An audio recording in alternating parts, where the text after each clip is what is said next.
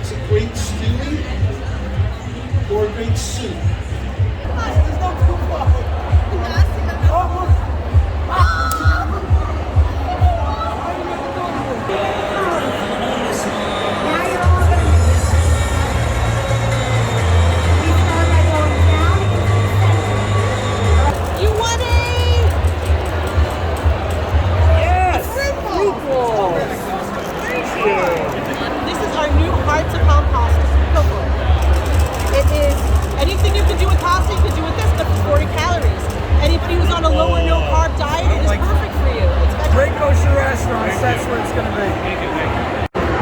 So they build out the comb, and in the comb the queen lays eggs in every piece of comb. Or they've also put in nectar to make honey. That's their food. So the queen lays an egg, and after the egg hatches, it becomes a larva. And this here is larvae. This here is capped brood. It takes 21 days, and then the bee chews out of there, comes out, and starts working and cleaning and feeding the other babies. So it's a 21-day cycle? 21-day cycle. And the bee lives for 6 weeks, and they die. And in their whole life, in 6 weeks, they produce a 1/12 of a teaspoon of honey. A jar of honey like this takes about 7,000 bees to fill. So in order to have a successful bee operation, you need thousands and thousands of bees. Thousands of bees. So in a hive, in a box like that, it's about between 70 to 100,000 bees in a hive. Let's go with this one. Yeah.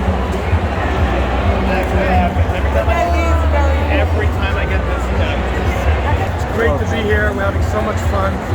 Baruch Hashem, we have the opportunity to, whoever knows of the brand, whoever's tasted the product, to taste the new things, the new flavors, the new nut line we have, and other things. But it's really, really great to see everybody. And we're always coming out with new packaging and new different type of items for the different different occasions. And we try to have something for everybody. And now we're coming out with another line that is going to be very, very, people are going to be very excited about it because it doesn't have sugar. So that's going to be really, really exciting. It's going to be, you'll see. And it'll taste just as good. That's the trick. Not because it's sugar-free. Sugar-free, which has the same great taste. There you go. It didn't happen at the OU, but it happened at a hashgacha in Florida, and the mashgiach who was at the event told it to me. There was an event going on in Miami one Friday afternoon, one Friday Shabbos, and the caterer was there with a reliable hashgacha, with a mashgiach, and everything was going well in the kitchen, getting ready for Shabbos. A couple, not long before Shabbos, 30 minutes before Shabbos, somebody walks into the kitchen with boxes of food and boxes of salad. And the mashgiach turns to this person and says, "Who are you?" And he says, "I'm the party planner." And she asks him, "And who are you?" And he says, "Well, I'm the mashgiach."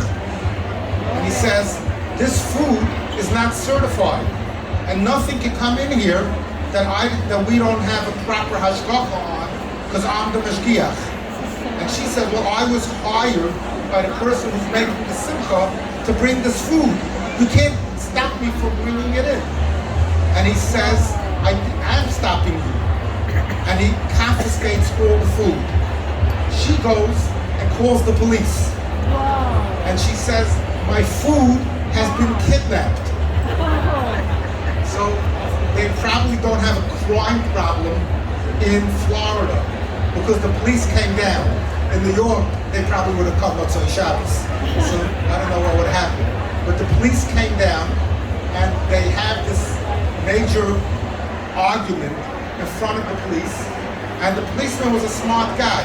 He says, "Rabbi, what are you certifying?" He said, "Well, I'm certifying the kitchen and I'm certifying the dining room."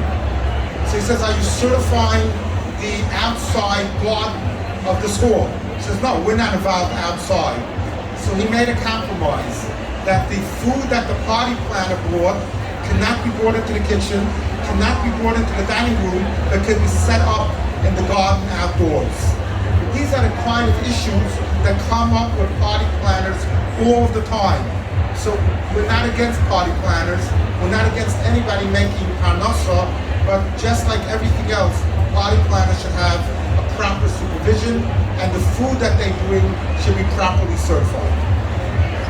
A lot of people ask the question, there's so many OUD products, why aren't more of them Chol Yisrael? Or what can the OU do about making them Chol Yisrael? Well, the truth is there are many products that are so-called Chol Yisrael that bear an OU.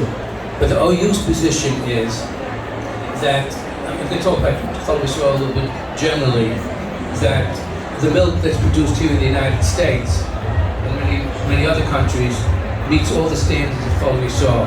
And everybody's familiar that Moshe Feinstein, in his Chuvas Nigros Moshe, says that since this government regulation in terms of milk, that it has to come from, kosher animals, from cows, that meets the standard. But there's another,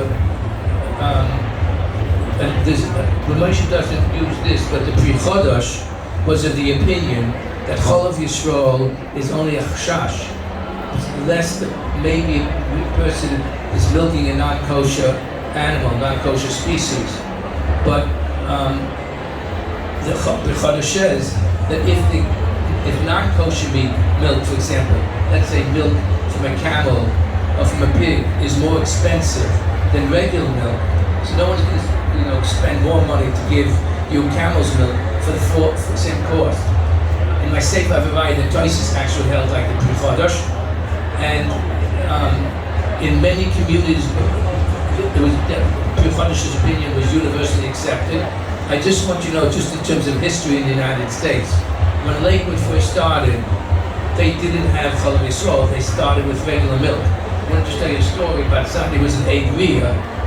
The story goes that the Yankel Schiff, later was the aide of the Piskarov, he was the one who convinced the buyer that we should have only Chol Yisrael. Before that, the milk was regular milk.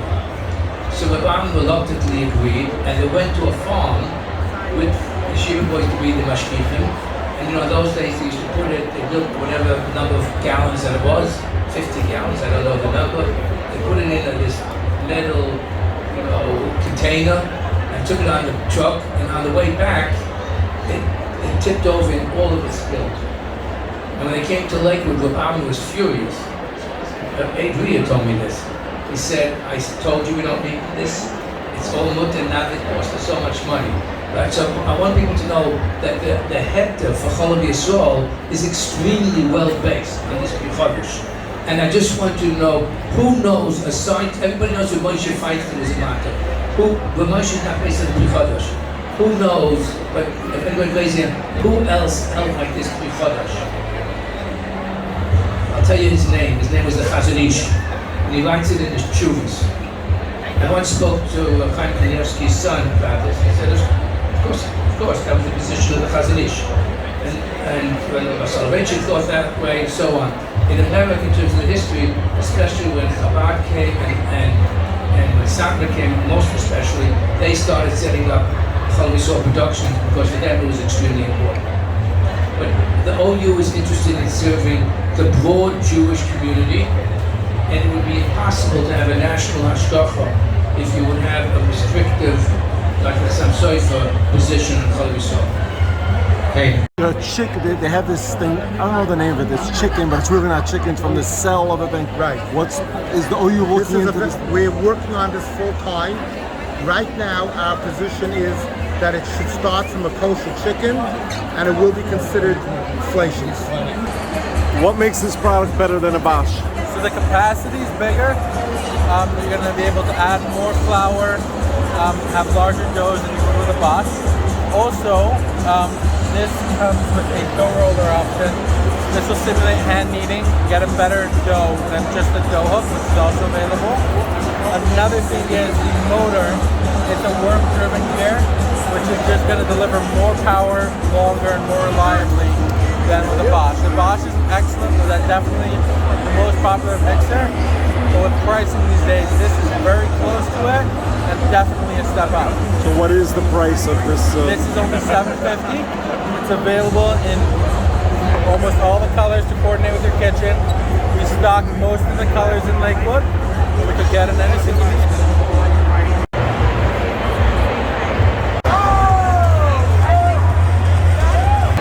Every kosher event goes with tzedakah. There's no way to be kosher without doing some tzedakah. And a basic tzedakah is masbia, feeding the needy. It couldn't be better than this. So thank you, all of you from the Kosher Palooza, for inviting us. This is a beautiful event. So many people came over and contributed to masbia. We're going to get leftovers of food for masbia, and other companies are pledging to masbia. So thank you very much. It's a beautiful day. Thousands of people here at the Kosher Palooza.